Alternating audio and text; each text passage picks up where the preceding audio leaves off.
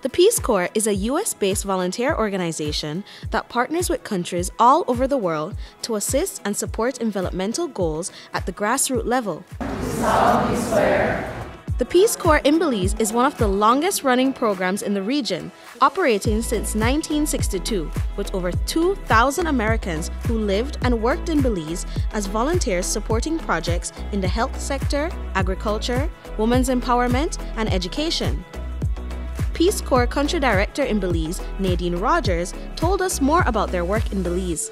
Since 2017, we've been supporting the Ministry of Education. They have a national literacy strategy, and the goal of that is to get all Standard 1 students reading at grade level.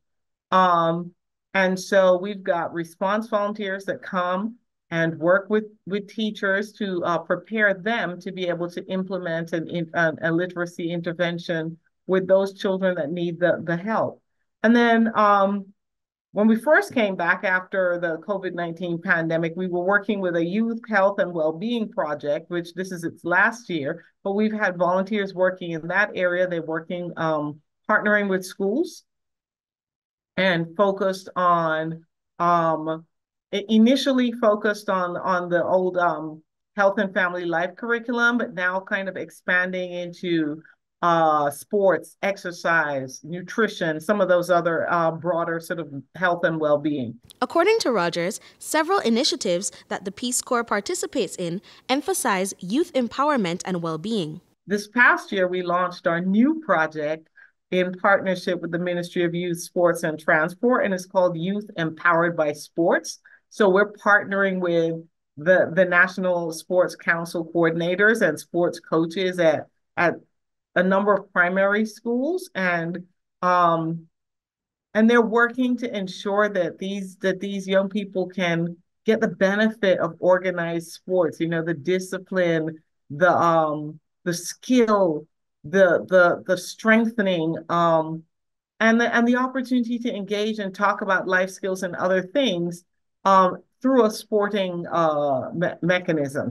Between March 18th and the 23rd, Peace Corps partook in its yearly celebration of International Language Week.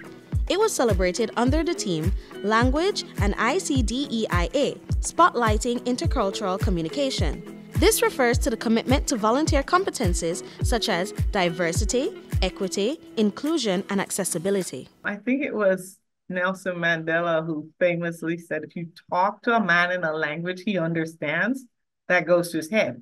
But if you talk to him in his language, that goes to his heart, right? And so at the Peace Corps, we recognize that language helps us to nurture, really meaningful connections and bridge differences and just kind of live out the things we believe as an organization, right? Live out our values. And so during Language Week, we celebrate the importance of language to our model of intercultural exchange. We have a development model that is not us pushing certain things. It's an exchange and a learning. And you can't have that exchange if people are talking in different languages. Rogers explained that during Language Week, volunteers participate in several activities around the world, such as virtual language lessons, live language cafes, and educational language booths. She said that here in Belize, the team is training new volunteers in Creole and Spanish. How do you feel that immersing yourself in a language helps assist the Peace Corps with doing the work that they want to do? A great question, Brittany.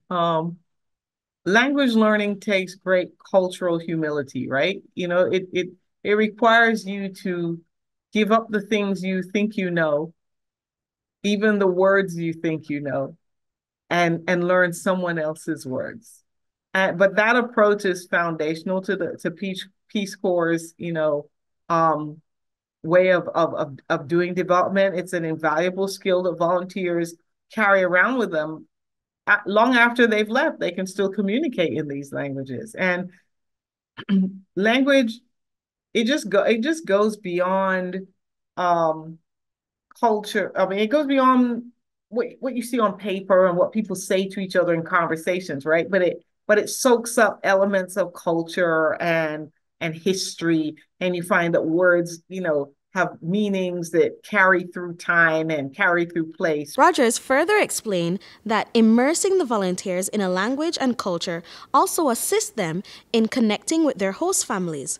She said that as volunteers move their work into more rural areas, the opportunities to connect with other languages that are less common and possibly endangered presents itself. We're teaching Spanish and Creole, but as we move into more rural communities, you may find that we would add other languages as well as those communities demand. So it could possibly expand to Garifuna or some Mayan languages as well. For sure. And we've done that in the past. And so it really just kind of depends on where project work takes us, what the need is. But yes, it could include those. Britney Gordon for News 5.